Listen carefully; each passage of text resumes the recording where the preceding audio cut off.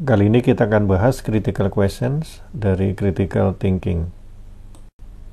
Topik kali ini adalah pertama mengulang framework dan kemudian membahas beberapa bagian dari critical thinking, yaitu ambiguities, asumsi, fallacies in reasoning, evidence, rival causes, statistics deceptive, dan terakhir adalah rangkuman tentang critical questions.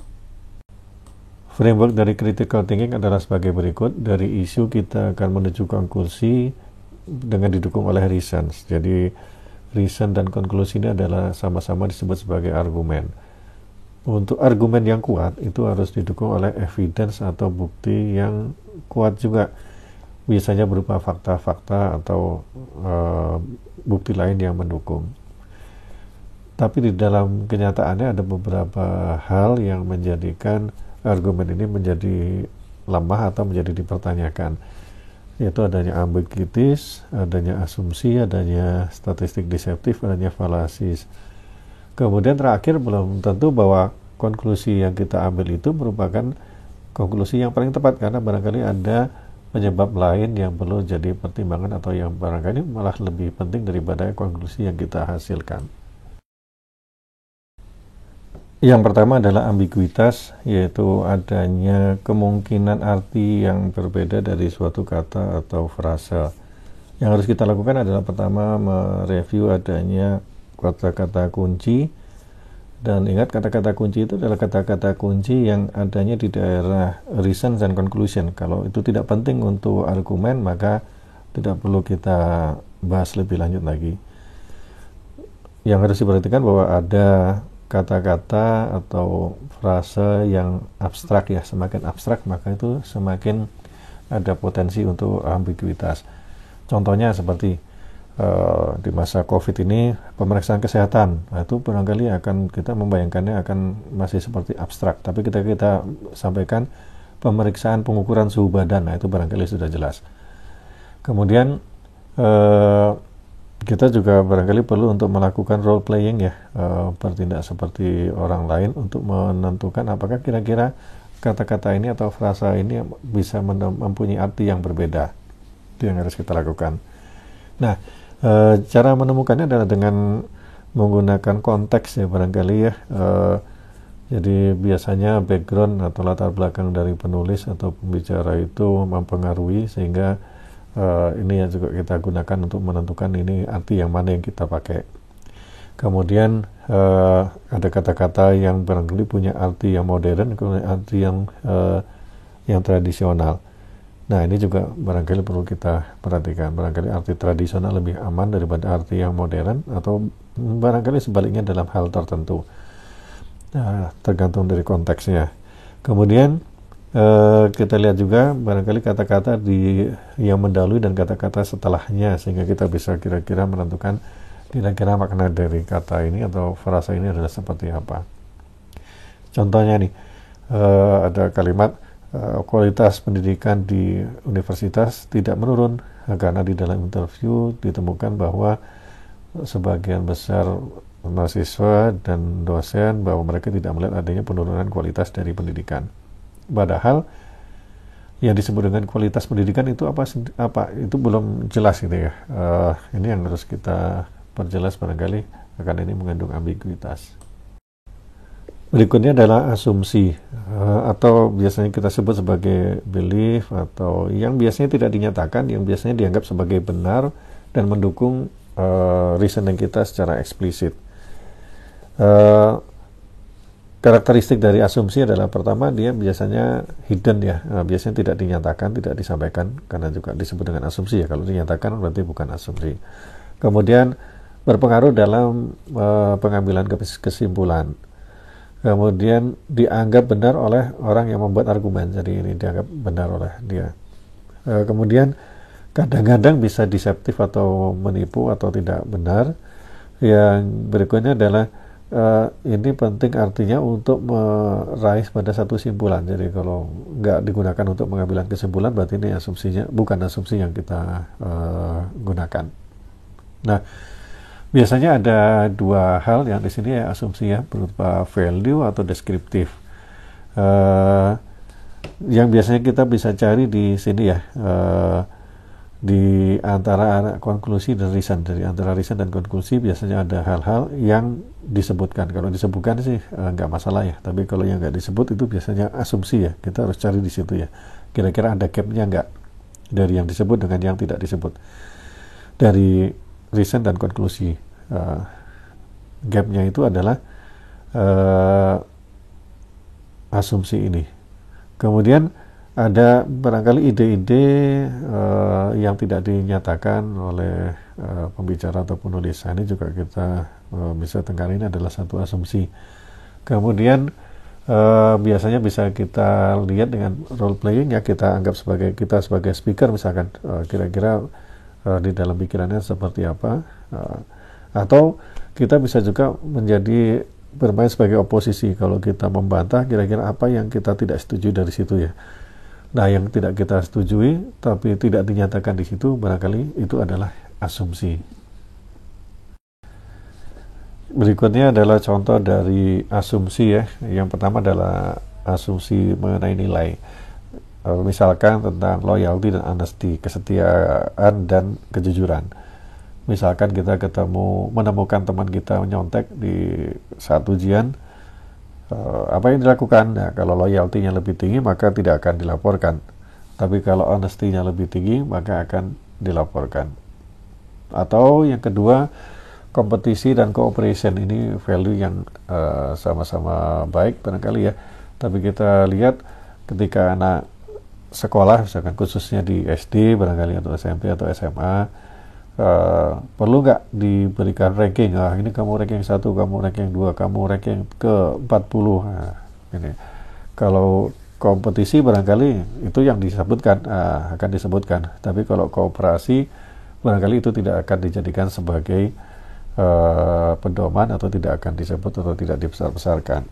Begitu juga dengan freedom of press, national security, atau order dan freedom of speech, dan semuanya itu adalah value assumption yang kita buat ketika kita melakukan reasoning ya, dari reason pindah ke konklusi. Seringkali itu tidak terlihat. Bisa juga descriptive assumptions, yaitu ya bahwa kepercayaan atau ya kita percaya bahwa sesuatu akan seperti itu ya. Biasanya kalau kita melakukan sesuatu maka hasilnya adalah itu. Nah, ini adalah salah satu asumsi juga ya. Kalau kita menabung maka kita akan dapat uang banyak di kemudian hari. Gitu. Dan biasanya penulis atau pembicara itu adalah dianggap dia bisa mewakili semuanya. Apa yang dinyatakan itu berarti benar untuk semua orang. Dan biasanya dunia itu berjalan seperti ideal ya, apa adanya. Nah, ini barangkali asumsi deskriptif yang biasanya terjadi. Juga barangkali kalau ini terjadi di masa lalu, pasti akan terjadi juga di masa yang akan datang. Gitu kira-kira. Bagian berikutnya adalah fallacies in reasoning, kekeliruan dalam penalaran. Ini sebenarnya masih bagian dari asumsi ya. Jadi reasoning dengan menggunakan asumsi yang salah atau yang diragukan. Contoh misalkan, contoh pertama, ada seorang teman khawatir terhadap temannya karena takut terhadap orang lain, ya kan? Kemudian tanya ke psikologis, dijawab oleh psikologisnya, oh iya dia itu paranoid. Itu kasus pertama. Contoh yang kedua adalah pernyataan ini, membaca textbook tradisional ini lebih bagus daripada membaca e-book dalam belajar karena sangat menguntungkan untuk mempunyai material yang tersedia dalam bentuk textbook. Nah, ini ada kekeliruan penalaran di sini. Yang pertama adalah disebut dengan explaining by naming. Jadi dengan memberi nama seolah-olah itu sudah selesai, padahal bukan. Itu bukan penyebab, itu bukan sesuatu penyelesaian. Jadi atau penjelasan. Jadi paranoid itu adalah penamaan dari takut terhadap orang lain atau takut terhadap sesuatu. Kemudian yang kedua itu adalah begging the questions, atau argumen di mana konklusinya itu diasumsikan dari reasoning. Jadi hanya pernyataannya dibalik atau dinyatakan dalam bentuk lain dianggap sebagai suatu alasan ya. Kekeliruan penalaran ini sangat banyak ya dan sangat umum sehingga bahkan sempat diberi nama. Ini ada 21 contoh nama-nama dari kekeliruan penalaran. Dari mulai yang pertama, text person rather than ideas, jadi menjelaskan atau berdasarkan orangnya bukan idenya. Atau kita lihat yang nomor 6 ya kan, appeals to questionable authority, kita menjawab dengan berdasarkan penjelasan dari seseorang atau pihak yang ternyata tidak kompeten. Atau kemudian nomor 14, oversimplifikasi, jadi kita melakukan penalaran dengan cara sangat membuat simple suatu kasus. Atau yang 15, karena terjadi di masa lalu, kemudian pasti akan terjadi di masa yang akan datang, ya kan. Kalau kita melakukan ini, maka yang itu akan terjadi juga seperti yang biasanya. Atau yang ke-16, membuat simpulan berdasarkan hasil yang diambil dari sedikit orang, kemudian digeneralisasi terhadap semua orang. Itu barangkali juga penalaran yang keliru. Yang terakhir barangkali menganggap bahwa A menyebabkan B. Padahal sebenarnya A dan B itu memang terjadi seperti itu, tapi karena ada hal yang lain ya, bukan A menyebabkan B. Karena A terjadi sebelum B, maka A menyebabkan B. Bukan begitu, karena B disebabkan oleh hal yang lain. Demikian banyak sekali jenisnya, silakan direview di referensi. Bagian berikutnya adalah evidence atau bukti, yaitu informasi eksplisit yang disampaikan oleh pembicara atau penulis yang digunakan untuk mendukung apa yang disampaikannya dia, yang berupa klaim-klaim yang berupa klaim faktual ya. Untuk preskriptif argumen barangkali ini digunakan untuk mendukung reason dia, mendukung alasannya. Tapi untuk yang deskriptif barangkali langsung mendukung secara langsung ya deskripsinya ini. Misalkan dia ini sehat, berarti kriteria-kriteria sehat itu seperti apa. Biasanya yang digunakan untuk memancing evidence ini adalah beberapa pertanyaan seperti ini. Apa buktinya? Bagaimana Anda tahu kalau itu benar? Apa buktinya? Di mana buktinya? Mengapa Anda percaya itu? Dan seterusnya. Ini pertanyaan yang digunakan untuk kita menggali adanya bukti. Biasanya yang sering dijadikan bukti adalah ya pengalaman pribadi atau contoh-contoh kasus atau testimoni atau ya pernyataan dari ahli atau orang yang kompeten. Kemudian kita observasi sendiri, kemudian dari riset-riset yang sebelumnya atau analogi. Nah, ini nilainya juga barangkali berbeda dari tiap bukti itu. Ya, kita bisa mempertimbangkan mana bukti yang kita anggap kuat atau kita anggap lemah.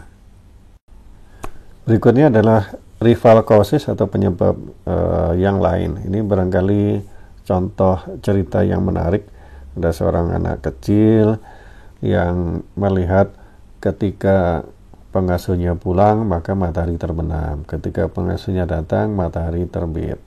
Maka bisa-bisa dia simpulkan bahwa ternyata kalau pengasuh saya pulang, maka mataharinya akan terbenam.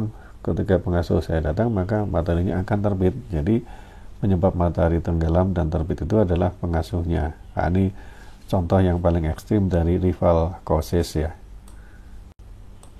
Apa itu rival cause? Yaitu kemungkinan penjelasan alternatif yang bisa menjelaskan suatu kejadian. Nah, ini penting untuk kita cari sehingga kita tidak terjerumus bahwa kita berhasil menjelaskan padahal itu adalah berasal dari penyebab yang lain. Ketika kita menemukan penjelasan yang lain, apa yang harus kita lakukan? Kita harus menguji ya dengan berbagai kriteria, yaitu apakah ini logis, ya kan? Kemudian apakah konsisten dengan apa yang sudah kita ketahui sebelumnya, kemudian apakah ini bisa menjelaskan peristiwa-peristiwa yang terjadi sebelumnya, kemudian mana yang mengandung lebih banyak kebenaran, kemudian mana yang paling sedikit ditolak oleh orang lain, kemudian mana yang bisa lebih menjelaskan terhadap fakta-fakta yang sudah terjadi. Nah, ini yang harus kita pertimbangkan. Nah, biasanya kita bisa mencari cause ini di kata-kata kalau di bahasa Inggris ya, titik-titik leads to, titik-titik links to, titik-titik influence, titik-titik determine itu. Atau kalau bahasa Indonesia, titik-titik menyebabkan ini, titik-titik mengakibatkan ini, gitu kira-kira. Jadi kita bisa menemukan penyebab yang lain. Bagian terakhir yang barangkali sering kita lihat adalah statistik deceptif, yaitu tipuan statistik ya. Ini dilakukan dengan atau terjadi karena biasanya definisinya kurang jelas atau identifikasinya tidak jelas. Misalkan, anak SMA ternyata banyak yang tawuran, ternyata yang diambil adalah sampelnya dari daerah yang sering tawuran. Kemudian ada lagi confusing average, improper use of mean, ya kan? Ada mean, ada median, modus. Contohnya seperti ini. Jika ada 9 orang gajinya 1 juta, kemudian ada 1 orang gajinya 91 juta, maka rata-rata gaji dari 10 orang itu adalah 10 juta. Nah, apakah ini bisa mewakili? Barangkali tidak. Ya, ini. Kemudian ada lagi kesalahan dalam pengukuran, measurement error. Ini sangat penting juga, jangan sampai terjadi. Kemudian ada juga yang menyatakan sesuatu dengan cara bukti sesuatu yang lain, ya kan ya. Atau di sini statistiknya bilang seperti apa, konklusinya bilang hal yang lain lagi. Ini perlu kita teliti juga. Atau ada lagi dengan menghilangkan informasi yang penting atau omitting information. Nah, ini salah satu hal yang penting kita perhatikan, jangan sampai ada statistik deceptif. Contoh yang paling gampang di sini adalah misalkan ada contoh kasus mana makanan yang paling favorit, pizza, hotdog atau hamburger. Di grafik 1 kita lihat bahwa ternyata hotdog sangat jauh lebih favorit dibanding pizza dan hamburger. Tapi ketika kita melihat grafik yang kedua, ternyata bedanya sedikit aja. Nah, ini barangkali yang mengakibatkan perbedaan simpulan dari statistik yang kita lihat. Jadi demikianlah kira-kira critical questions yang perlu kita tanyakan mengenai informasi yang akan kita peroleh, atau bila kita akan menyampaikan informasi ya, kalau kita akan menulis sesuatu atau berbicara tentang sesuatu, kita harus bisa menjawab critical question seperti ini. Ada 10 pertanyaan kunci, yaitu yang pertama dan kedua tentang strukturnya, apa isunya, apa konklusinya, kemudian yang mana alasannya, kemudian adakah ambiguitas, kemudian adakah asumsinya, adakah kekeliruan dalam penalaran, seberapa baguskah buktinya, adakah penyebab lain, adakah statistik deceptif atau tipuan statistiknya, atau adakah informasi yang dihilangkan, atau jangan-jangan terakhir juga apakah ada simpulan yang bisa kita tarik dari yang kita dari isu yang kita sampaikan, karena kadang-kala suatu isu itu tidak bisa dijawab dengan memuaskan atau tidak ada jawaban tunggal yang memuaskan, sehingga kita harus tetap terbuka bahwa kemungkinan tidak ada jawaban yang bisa memenuhi apa yang kita harapkan. Demikian, semoga bermanfaat dan barokah buat kita semua.